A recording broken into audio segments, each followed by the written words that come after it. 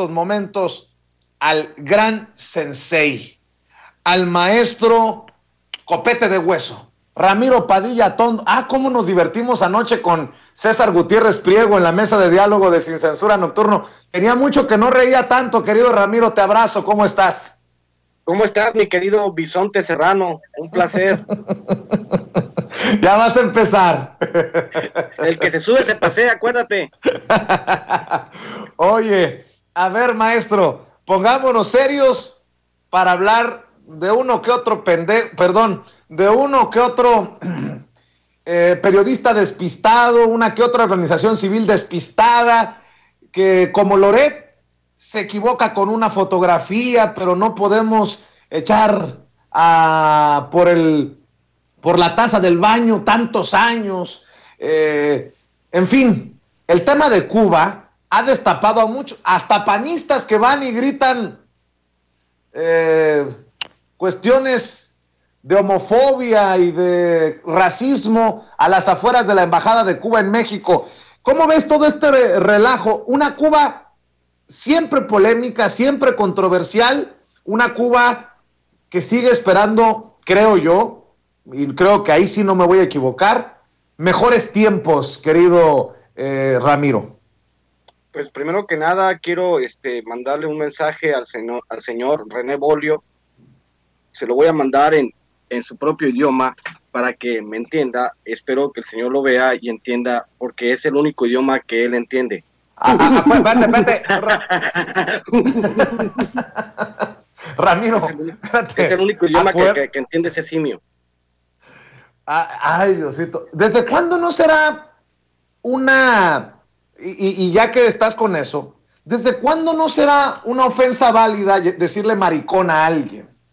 Tengo un amigo que me dijo cuando lo conocí, yo soy maricón, y le digo, no, pues cada quien sus preferencias y sus gustos, pero ¿en qué momento no le explicaron a este panista que eso, pues, a su nivel, en su mundo, sigue siendo una ofensa, querido Ramiro Padilla Tondo?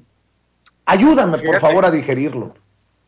Bueno, fíjate que este cuate pues ya es acusado por repartir propaganda anticastrista, o sea que no es ninguna sorpresa. Álvaro Delgado, sin embargo, escribe de las ligas de este señor Bolio con grupos anticastristas y de extrema derecha, del Yunque, del Opus Dei, o sea, básicamente es como toda la basura junta en un solo personaje, ¿no? Cuando dices, ¿cuántos defectos puede tener una persona? No, pues ahí está este cabrón, estúdialo, ¿no? Es un objeto de estudio. Básicamente, lo que pretendo yo decirte este día es tratar de explicar el porqué de las cosas, el porqué Cuba no solo sufre un embargo económico, sino un embargo mediático. En este caso, tenemos que la información que llega desde Cuba, por lo regular, está totalmente distorsionada. No hay manera de prestarle el micrófono a los cubanos de a pie, para que ellos nos expliquen su situación. Y si ellos explicaran su situación, lógicamente iba a ser diametralmente opuesta a lo que te cuentan los medios con sede en Miami. Quiero recordarles a ustedes que yo hace algunos años pues leí los libros de, por ejemplo, Carlos Franqui, que era un revolucionario totalmente desilusionado, ¿no? De la manera en que se estaba llevando la revolución cubana, y pues esa era una apreciación personal. Muchas veces, también igual de los cubanos que han sido exiliados de la isla, pues lo hacen basados en una percepción personal. Es entendible, mucha gente se crea los mitos cohesionantes diciendo, pues, si tanto te gusta Cuba, vete a vivir para allá.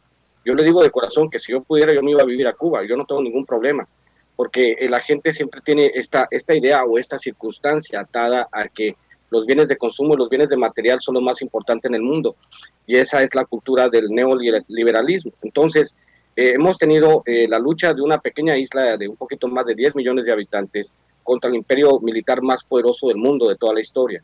Entonces, el pueblo cubano ha sido muy bravo en defender esa instancia, esta cultura más igualitaria. El mismo Silvio Rodríguez decía que quizás no vivan en socialismo, que todavía no llegan a él, pero al menos como experiencias sociales es muy buena porque son muy solidarios.